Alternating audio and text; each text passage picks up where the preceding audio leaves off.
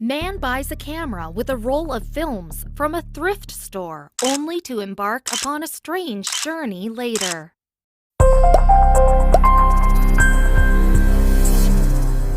That particular day, he was looking for something special for his wife, and he knew that the only store where he could find something extraordinary was a thrift store. He made the right decision. Sometimes thrift stores hide a different world.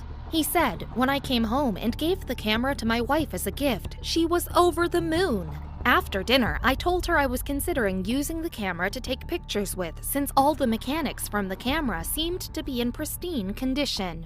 Van Owers shared the information about the roll to the NOS, or Dutch Broadcast Foundation, in 2017. He explained, "I wanted to see if the camera still worked, if everything opened, and if the wheels were still turning. To my great surprise, there was a roll." But what confounded him the most was the word expose written on it. What could that mean? He continued, "I thought that it probably meant that the roll had been exposed or used, but the camera seemed barely used." It required Van Owers some research to find out the date of its origin. "I found out that the camera was built in 1929 and that the film was produced between the 1940s and the 1970s. Well, he wanted to develop the film out of the roll, which seemed very difficult now. Even though it was a very difficult task, he did not give up. He asked his pal, Johan Holleman, to assist him in his venture. His friend Johan was versed in the art of photo developing. However, developing photo out of this roll was going to be tricky for him too.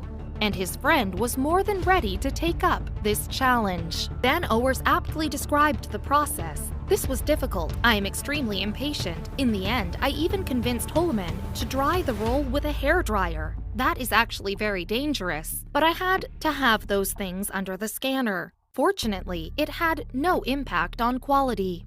In a few weeks, some of the images became very clear. Holman and Van Owers had finally succeeded in accomplishing their mission. They had found a piece of history that would have remained in the dark had they not decided to bring it to the light. But what were those pictures about? One of the pictures featured a woman standing beside the ocean, and to her left is a bridge with running water under it. And there is also a stone wall along the boulevard, along which several people were walking. Many of them were enjoying the beach and its view. He flipped around another picture that also featured the same woman moving on a steep promenade. In the third picture, the woman is seen on a beach, whereas the fourth one showed a man sitting on a wall. The man was holding a camera case that hung off his shoulder. The man had understood by now that the image he found was special. Though he had the picture, he still had no idea about the owner. It was then that he decided to take the help of technology. He shared the pictures with his friends on Facebook. Soon the images got popular among his followers. One of those people who saw the images was Wilco, who gave the photographer some vital information about the images. He was an acquaintance of the Owers. His friend told him that the location shown in the image is of Biarritz, a city in southwest France. Wilco could not have been wrong in his assumption, as he visited the city a number of times. In order to confirm, he even shared a Google Street View with Van Owers. After seeing the image, the photographer was convinced that these pictures were indeed captured in Biarritz. No need to say that Van Owers was very excited about searching the owner for these photographs, but the doubts were still on. As the pictures were many decades old, what if the owner would have died already?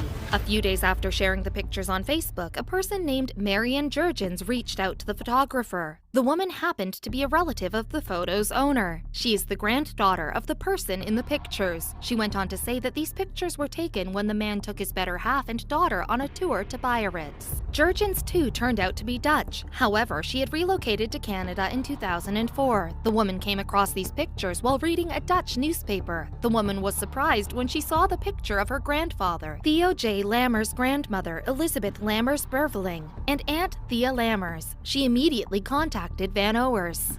Photographer Van Owers sort of already deducted that the camera was of the man in the picture. He was absolutely right. The camera was indeed of Lammers, Jurgens' grandfather. He was an architect by profession and had used photography instruments in his work. One point to note here is that the camera in those days were an expensive thing to have. Despite that, he brought the camera with himself on vacation to capture his moments. Jurgens added these newly found photos to her collection of pictures that she had already inherited from her grandparents. She had their portraits and also many photographs featuring them. In those pictures, too, they were enjoying themselves in a picnic around a highway in 1954. Pictures given by Van Owers was definitely going to make her collection even more beautiful.